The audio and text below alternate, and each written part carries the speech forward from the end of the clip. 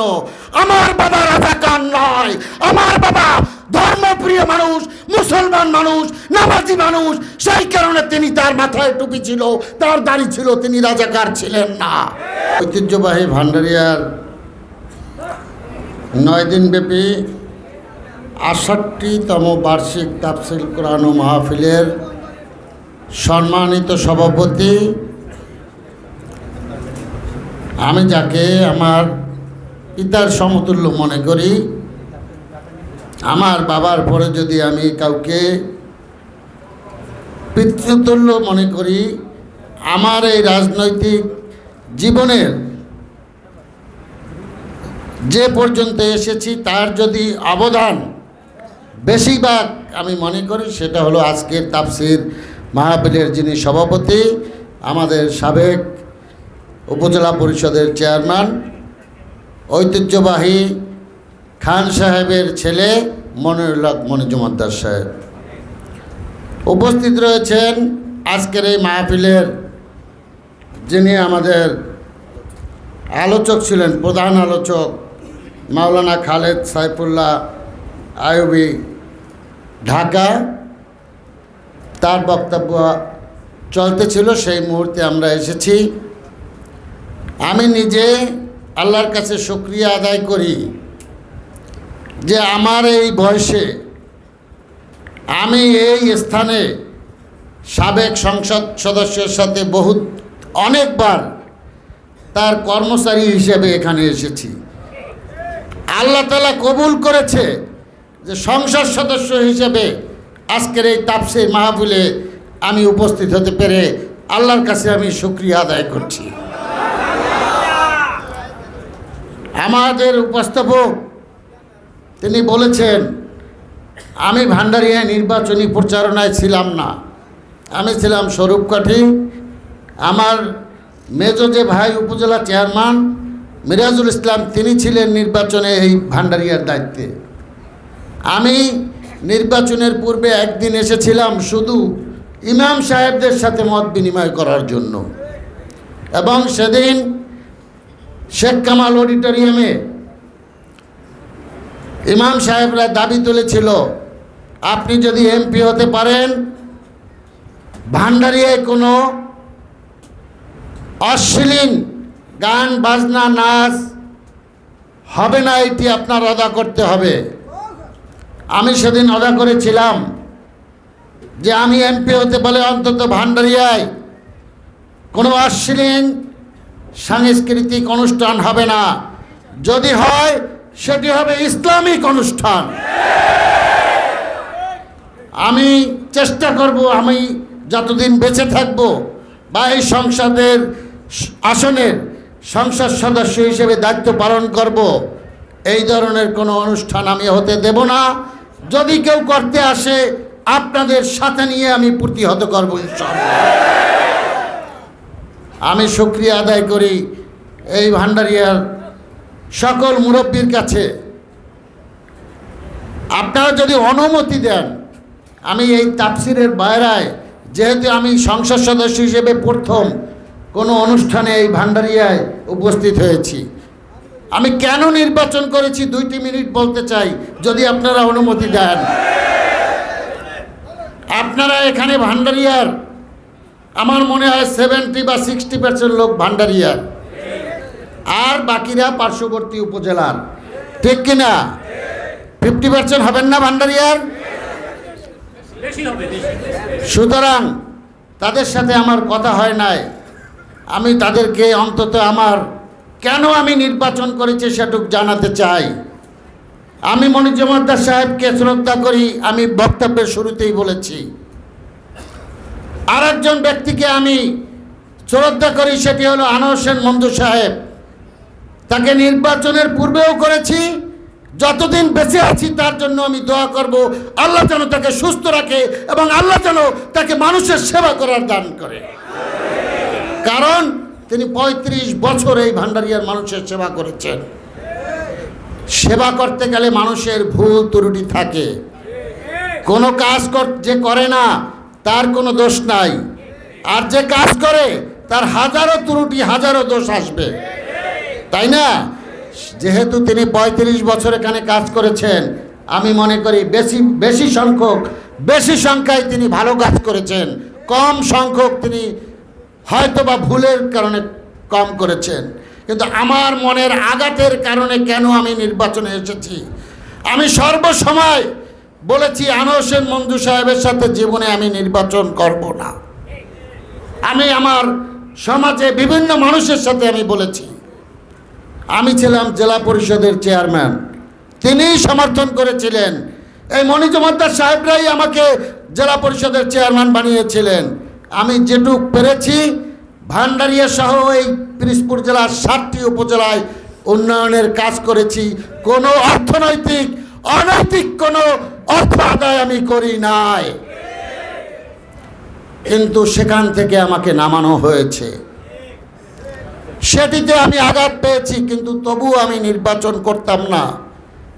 আমার বাবাকে আপনারা যারা চেনেন, আপনাদের মতন ধার্মিক দাড়িওয়ালা টুপিওয়ালা একজন ব্যক্তি ছিলেন, চেনেন আপনারা? তার অপরাধ ছিল তিনি ধর্মভীরু। সেজন্য হাজারো বার এই আনোয়ার হোসেন মঞ্জু সাহেব আমাদের সামনে তাকে রাজাকার বলেছে। সেই প্রতিশোধ নেওয়ার জন্য আমার বাবা রাজাকার নয়, আমার বাবা ধর্মপ্রিয় মানুষ, মুসলমান মানুষ, নামাজি মানুষ। সেই কারণে তিনি, তার মাথায় টুপি ছিল, তার দাড়ি ছিল, তিনি রাজাকার ছিলেন না। উনি রাজাকার বলেছেন। আমি পৌরসভা নির্বাচনে রিজার্ভ পারে বলেছিলাম, আনোয়ার হোসেন মঞ্জু সাহেব আপনি আপনার কথা প্রত্যাখ্যান করুন। যদি ভান্ডারিয়ার মানুষ আমার বাবাকে রাজাকার বলে, আমি জীবনে রাজনীতি করব না। আর যদি সেটা না বলে, তাহলে আপনার সাথে আমি প্রতিদ্বন্দ্বিতা করব। এই বক্তব্য আমি পৌর নির্বাচনে এই রিজার্ভ পারে দিয়েছিলাম। আপনারা যদি কেউ উপস্থিত থাকেন আপনারা জানেন।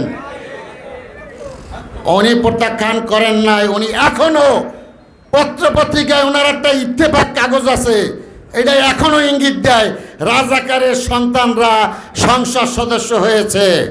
মঞ্জু সাহেব, আপনার মৃত্যুর আগ পর্যন্ত আপনাকে শ্রদ্ধা করি, আপনার জন্য দোয়া করি। এই মুসলমানদের মাধ্যমে আপনাকে আহ্বান জানাই, আর কোনোদিন আপনি আমার বাবাকে এবং ধর্মপ্রিয় মানুষকে রাজাকার বলবেন না।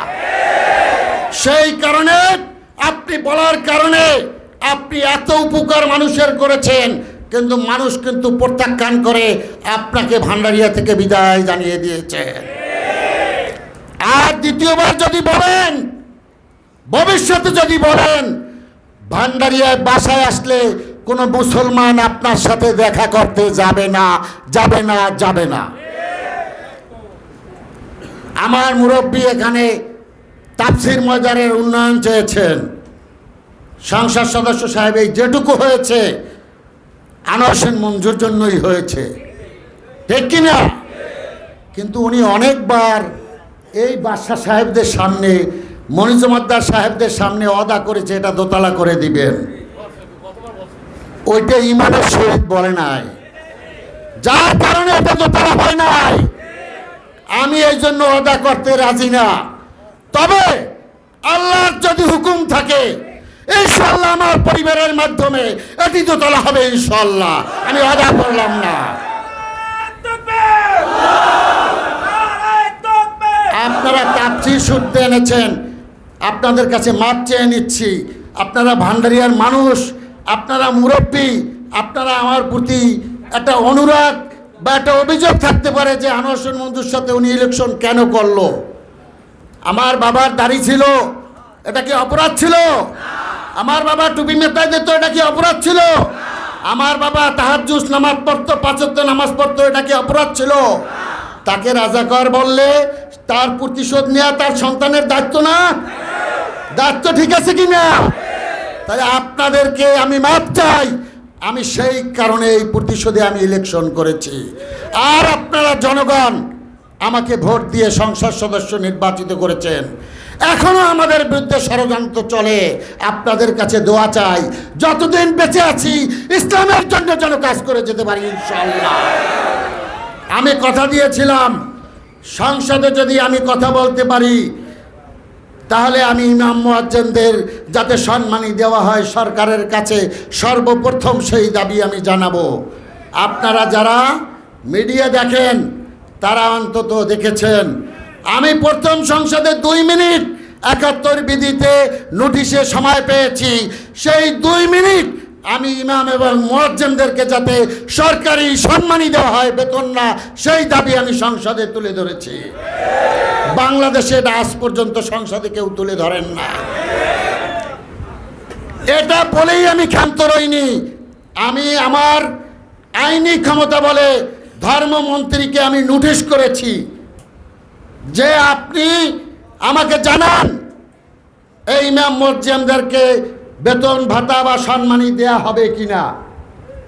উনি নোটিশের উত্তর দিয়েছে, সংসদের কাগজ আছে, যে বৈশ্বিক কারণে সারা বিশ্বে অর্থনৈতিক অবস্থা খারাপ এবং মন্দা, সে কারণে বাংলাদেশেও অর্থনৈতিক অবস্থা খারাপ।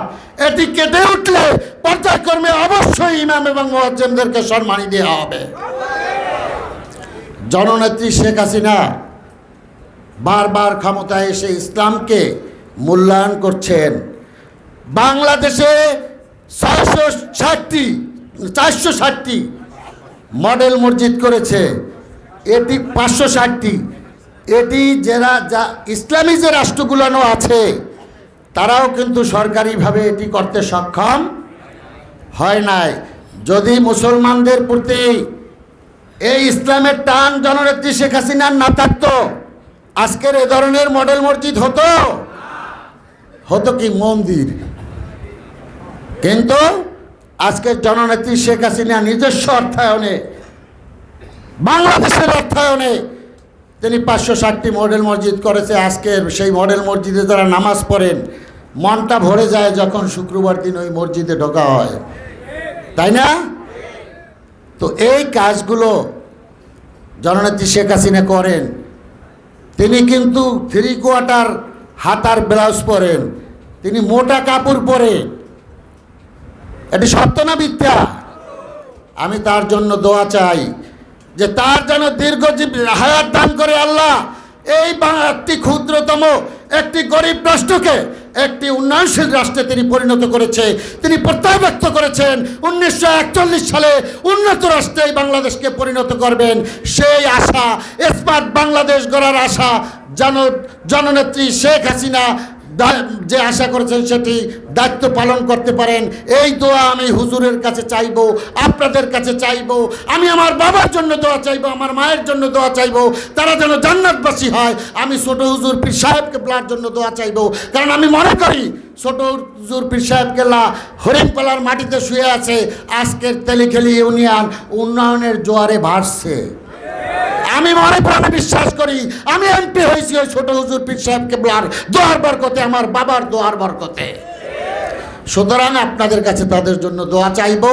আমরা বিশ্ব নবীর জন্য দোয়া চাইবো যে বিশ্ব নবী যেন আমাদের সকল মুসলমানদেরকে নিয়ে তারপর যেন তিনি জান্নাতে যান, আমাদেরকে রেখে যেন তিনি না যান।